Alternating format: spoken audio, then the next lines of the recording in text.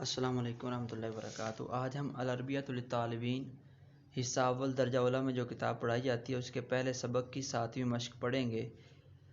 اس مشق کا انداز پچھلی مشقوں سے ذرا جدا ہے، اور پچھلی مشقوں کے اندر جو آپ کو اصول بتائے ہیں، انداز بتائے ہیں گفتگو کرنے کے، گرامر کو استعمال کرنے کے، وہ بھی اس مشق کے اندر استعمال ہوئے ہیں، اور ایک دو نئی چیزیں استعمال ہوئی ہیں۔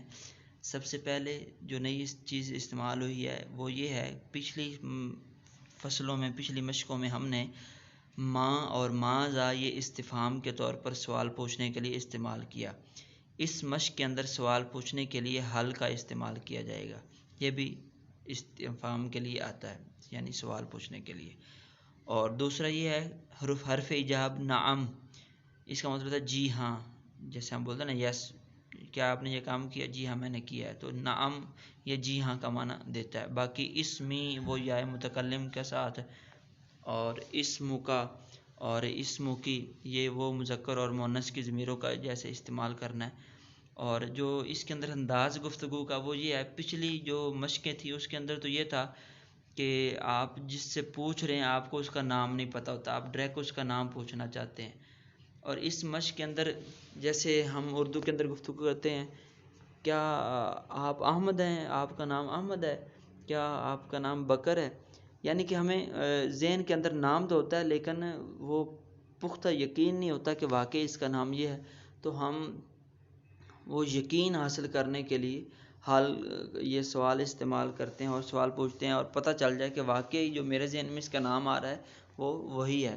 تو اردو کے اندر تو ہم بول لیتے ہیں، اپنی زبان میں بولتے ہیں، عربی کے اندر اس کو کیسے تعبیر کیا جائے گا وہ انداز آج ہم نے سیکھنا ہے، بالکل آسان سا ہے۔ باقی مذکر اور مؤنث کا استعمال، ضمیروں کا استعمال، یہ پچھلی مشقوں کے اندر بتا چکا ہوں، اب وہ دوبارہ سے بتانے کی ضرورت نہیں ہے۔ اگر آپ نئے ہیں تو پیچھے والی آپ مشقیں سن کر وہ بھی اصول سیکھ سکتے ہیں۔ مشق شروع کرتے ہیں۔ التدریب السابع، 7ویں مشق، تبادل السؤال والجواب کما فی المثالین، سوال و جواب کا تبادلہ کرو جیسا کہ دو مثالوں میں ہے، یعنی شروع میں جو دو سیمپل دیے گئے ہیں۔ احمد کے سامنے دیکھیں، حل اسمک احمد، کیا تمہارا نام احمد ہے؟ نعم جی ہاں، اسمی احمد، میرا نام احمد ہے۔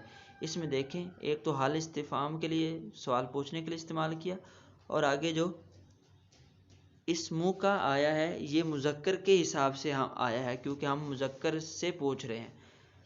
اچھا جی آگے چلتے ہیں۔ تو جواب کے اندر حرف ایجاب نام استعمال کیا ہے، پھر یا متکلم کے ساتھ اسمی جو ہے یہ استعمال کر کے اپنا نام اس نے نام بتایا ہے۔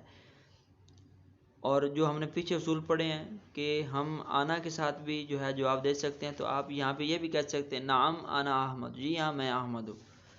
آگے چلتے ہیں نبیلہ، حل اسمو کی نبیلہ، تو کیا آپ کا نام نبیلہ ہے؟